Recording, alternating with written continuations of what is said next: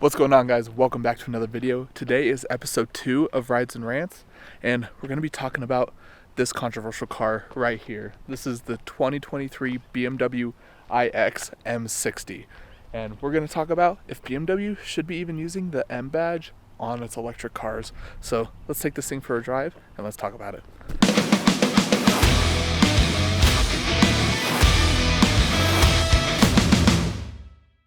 So we have the 2023 iX M60. This thing is actually kind of a fun car to drive.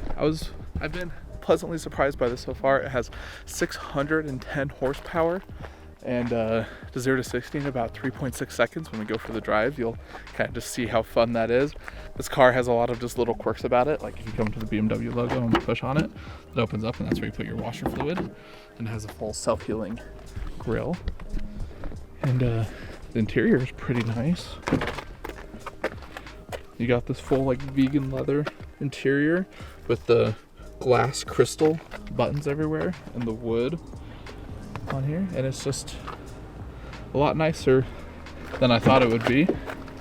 On my camera gear back here, but we've just got all this really nice interior going on in here. So let's hop in and let's get driving. So here's how the startup sequence works. There's a little start stop button here. And everything comes to life. Got this full digital display, this like floating dash right here. And yeah, you got like wood right here, but they have all like your controls and stuff. So you got like, you can skip your music and all these things, and all this is made of glass crystal too. You can see how it changes what's on the screen. Full park drive and glass crystal on that door too. And got a full moonroof above. And so all in all, this interior is actually very nice. But let's we're more here to talk about how it drives and if this car should even be allowed to have the M badge on it. So let's get driving and let's talk about it. Alright, driving the iX M60. Yeah, so like I mentioned outside, the iX M60 has 610 horsepower and to 0 to 60 in 3.6 seconds, which is pretty dang quick. It's a lot faster than I expected this car to be. It is actually kind of impressive for how quick it is. But just like Tesla, this car is kind of just a one-trick pony. It is really fast in a straight line, but that's kind of it. Like, it handles fine. Like, I would say it handles a little bit better than you expect a mid-size SUV to handle, but that's kind of about it. You know, like it doesn't like give you that like crazy raw performance that you kind of wish that a BMW M car has. So that's one of my biggest issues I'm having with this car, especially with them giving it the M badge, is it's a nice car, but it doesn't drive like an M car. Like, people who have experienced M cars before and someone who owns an M car like myself, there's just like there's an experience that comes with it. My car, even though it's not the fastest or the coolest M car out there, it's one of the funnest cars that I've driven. It's like, it's raw, it's loud, it pops a lot, it's visceral, especially now that I've tuned it down, piped it. It's just like, sometimes absurd is the only way to describe it, because it's just really fun and it just makes you giggle. Where this car is quick, like we'll punch it right here, and it makes like cool like electronic sounds, but that's about it. That's all it does. It's kind of like the Tesla Model S Plaid, but it's not even like as fast as the Plaid, so it's not even like, I would say, as fun. Yeah, it's kind of falls into the same issue that I have with Tesla, is how they're just one-trick ponies. Like, this car, don't get me wrong, still very fun, still very fast car, but for this, also the same price for this car has a sticker of $120,000. And I saw one of my friends selling his Model S Plaid for $85,000. So for $40,000 less, you can get a car that's probably a little bit more well-suited, a car that's 2 seconds faster to 60, and you get all the same functionality and amenities for $40,000 less. So I just think this car doesn't provide you like what you need to compete in this price range, because $120,000 is a very, very, very competitive price range, and you can get almost any car that you want for that price. And I would much rather spend that money and get something like an X5M competition or an X6M competition, or get an X3M and like save $50,000 on top of that. And so it's just, I don't think this car provides the value that it's at, the price that it's asking, and the value you get in return for that price is just not, I'm not seeing it. Like, the interior is nice, the crystal's a cool gimmick, but I think that's a $4,000 option just to have the crystal buttons. Like, having the wood inlay buttons is cool, and like, it's nice, it's full vegan leather and there's a lot of space, but you get all that same stuff in the Tesla minus the wood buttons and the crystals, which I don't think anybody is going to die if they don't have that. Like, yeah, it's nice, but it's just not worth $120,000 to me. But let's go back to what I wanted to address. Like, the main idea of this video is, should this car be an M car? And I just don't think that it is. I really feel like instead of using M for BMW's electric car lineup, they really should just make their own designation for what they want to use. Maybe just keep the I and then just put a trim level by it, like make this the iX60, and then that means it has the 600 horsepower and all that stuff, but don't put the M60, because the M cars just, they're just different. They just have, well, BMW totes to be like the ultimate driving machine, and I would say the M's a lot of times kind of meet that promise. But I don't think these electric cars do, and I think you're putting out like false promises when you put it on other cars.